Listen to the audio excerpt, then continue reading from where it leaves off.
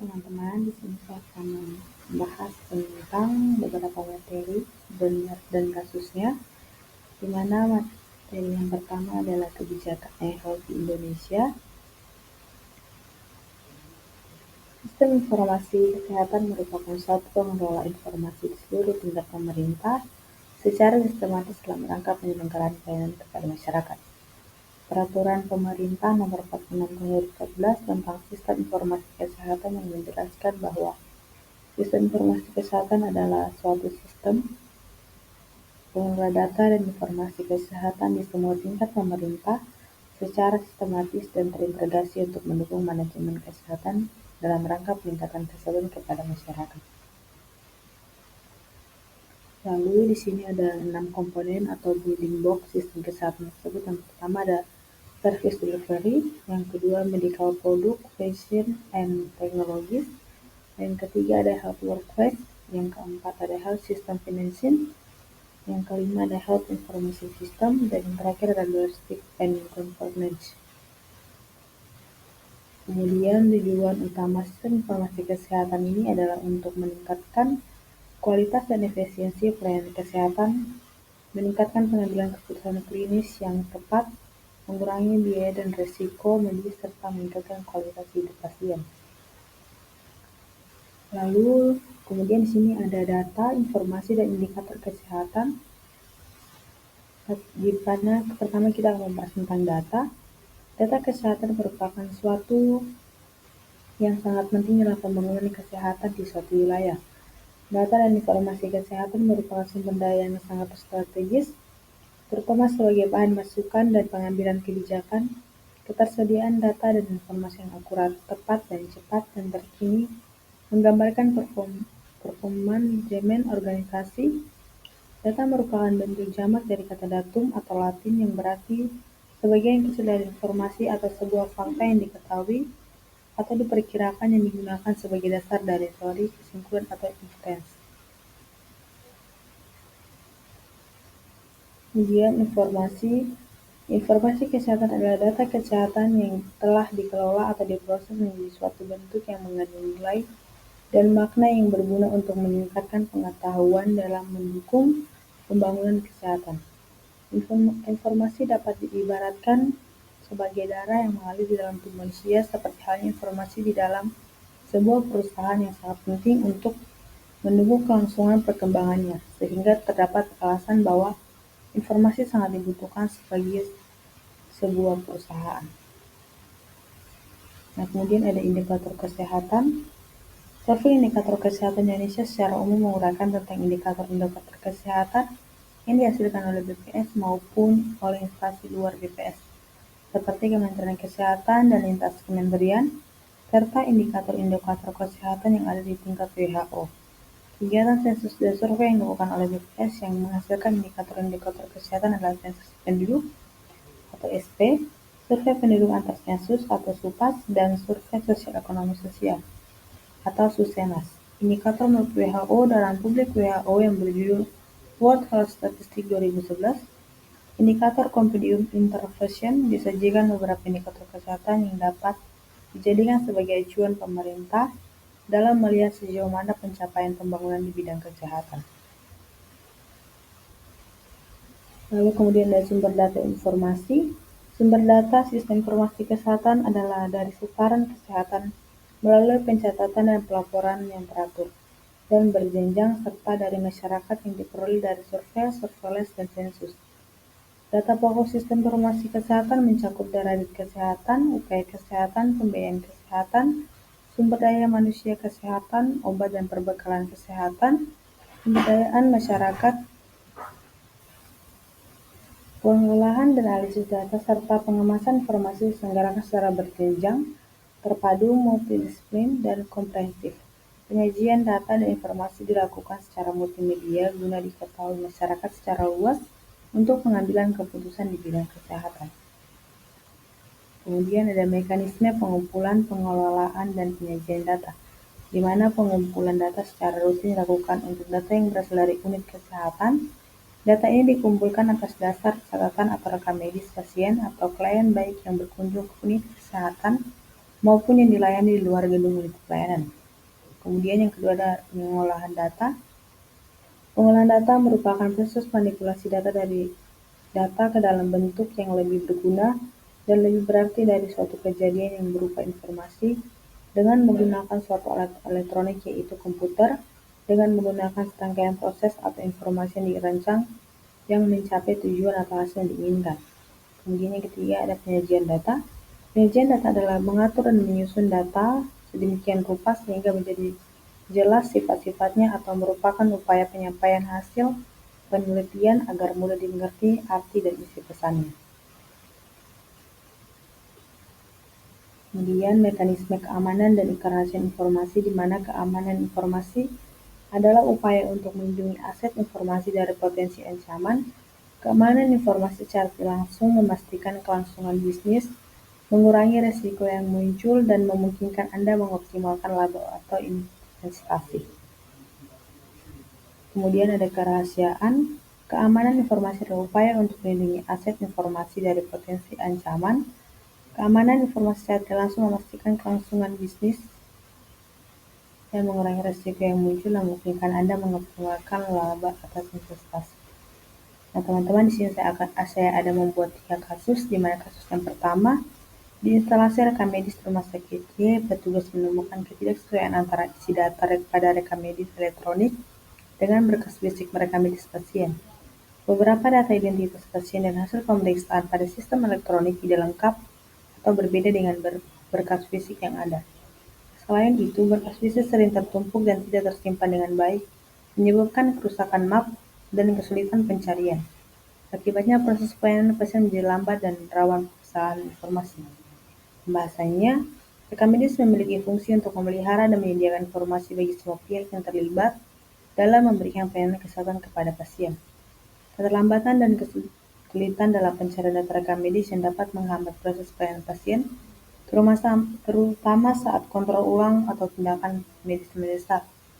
Rancang dan terapkan SOP yang jelas mengenai prosedur pengisian validasi, penyimpanan dan update rekam medis baik elektronik maupun fisik, dan perbaiki atau meningkatkan sistem informasi manajemen rumah sakit (SIMS) agar data elektronik bisa secara real-time terhubung dan sinkron dengan lokasi fisik berkas. Kemudian kasus yang kedua ada di instalasi rekam medis rumah sakit X, petugas rekam medis bertugas mengelola berkas pasien.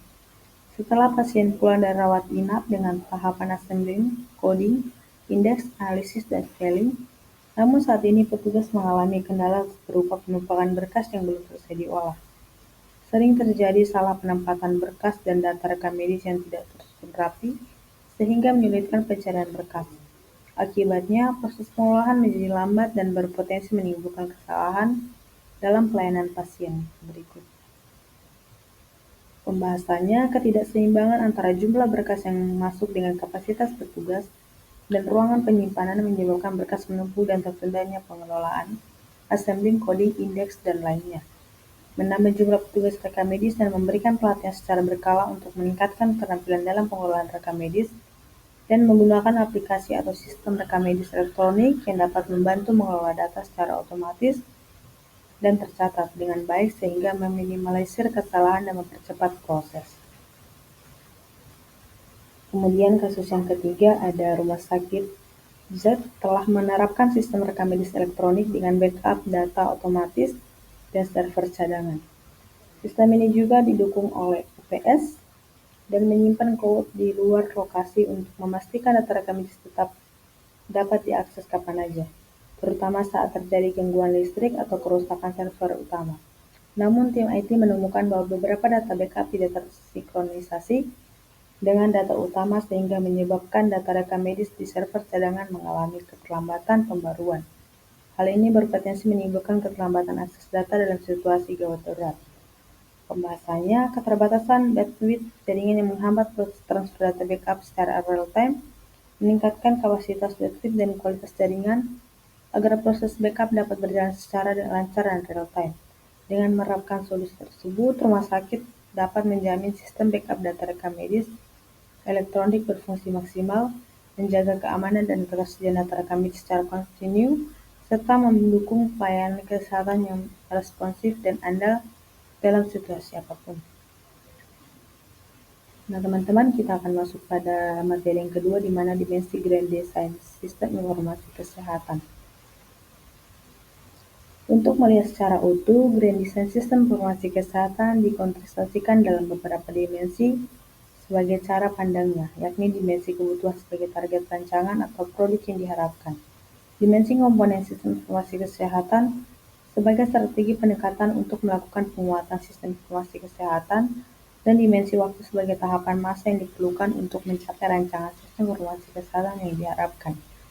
Nah, di mana dimensi GISIK ini dibangun atas 5 dimensi utama. Yang pertama, dimensi kebijakan, kedua, dimensi kelembagaan dan tata kelola, ketiga, dimensi sumber daya, dan keempat, dimensi teknologi dan aplikasi, dan yang terakhir ada dimensi data dan informasi.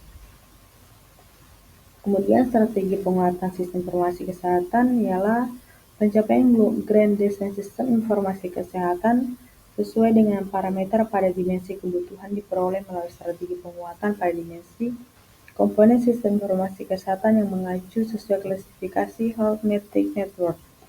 Penguatan pada komponen sistem informasi kesehatan ini merupakan strategi implementasi peta jalan sistem informasi kesehatan yang dimaksud. Kemudian, arsitektur sistem informasi kesehatan dilakukan dengan mengembangkan model sistem informasi kesehatan nasional, yaitu sistem informasi kesehatan yang terintegrasi. Sistem informasi kesehatan yang terintegrasi adalah sistem informasi yang menyediakan mekanisme saling hubung antar subsistem informasi dengan berbagai cara yang sesuai. Dengan demikian, data dari satu sistem secara rutin dapat mengalir menuju atau diambil oleh suatu atau lebih sistem lainnya. Kemudian tahapan GISIK adalah peta jalan sistem informasi kesehatan, merupakan operasionalisasi dari Grand Design Sistem Informasi Kesehatan yang disusun dalam tahapan-tahapan yang berkesinambungan. Peta jalan sistem informasi kesehatan 2015-2019 merupakan dokumen yang bersifat living document, di mana dalam perkembangannya data bersifat dinamis mengacu kepada perkembangan peraturan dan kebijakan dan iptek. Kemudian ada kedudukan dimensi dalam telemedicine dan e-health.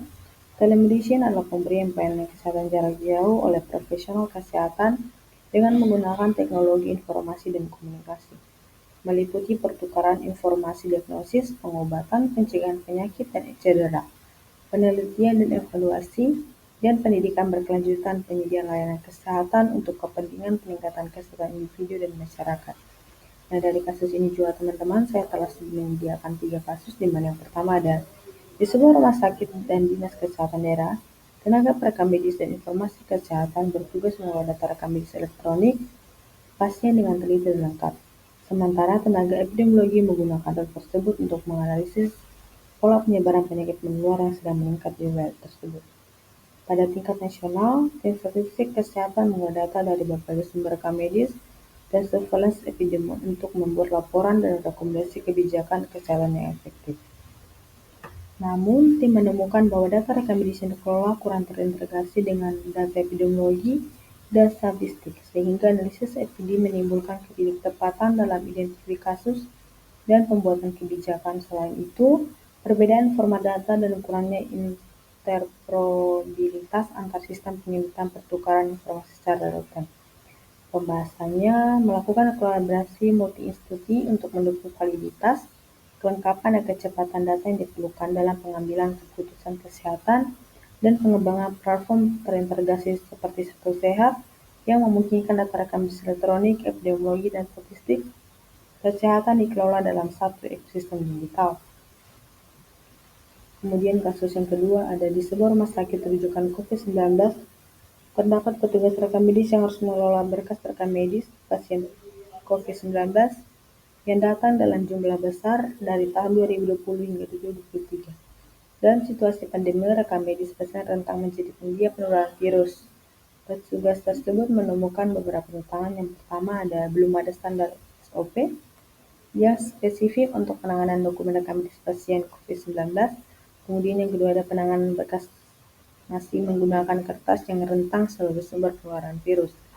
Pembahasannya, SOP harus mengatur penggunaan APD lengkap, termasuk masker, bedah, sarung tangan, dan hand sanitizer. Berkas rekam medis pasien positif harus ditempatkan dalam wadah kedap atau plastik infeksi khusus. Setiap berkas harus diberikan tanda tanggal penerimaan, serta berkas yang sudah selesai diolah disterilisasi atau disimpan di tempat tertutup. Penggunaan digitalisasi rekam medis harus dipercepat untuk mengurangi kontak fisik dengan dokumen kertas. Penggunaan APD lengkap sangat penting untuk melindungi petugas dari kontak langsung atau tidak langsung dengan virus melalui dokumen maupun interaksi dengan petugas lain. Masker dan sarung tangan serta kebersihan tangan secara rutin dapat menekan risiko infeksi dan menjaga kelangsungan pelayanan rekam medis.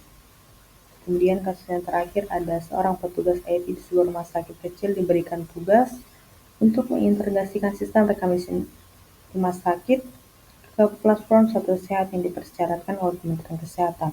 Namun ada beberapa kendala. Yang pertama ada aplikasi rekam medis rumah sakit menggunakan sistem yang berbeda dengan standar Satu Sehat. Kemudian kedua, sistem rumah sakit tidak memahami standar interoperabilitas dan kompatibilitas yang harus dipenuhi. Di mana pembahasannya, aplikasi rekam medis yang ingin terintegrasi dengan Satu Sehat harus memenuhi standar kompatibilitas dan interoperabilitas sesuai Program Metrik Kesehatan tahun 24 tahun 2022. Kompatibilitas berarti aplikasi harus bisa menyesuaikan dan berhubung dengan sistem lain. Interoperabilitas berarti aplikasi dapat bertukar data dengan sistem lain secara terpadu menggunakan standar integrasi data kesehatan global.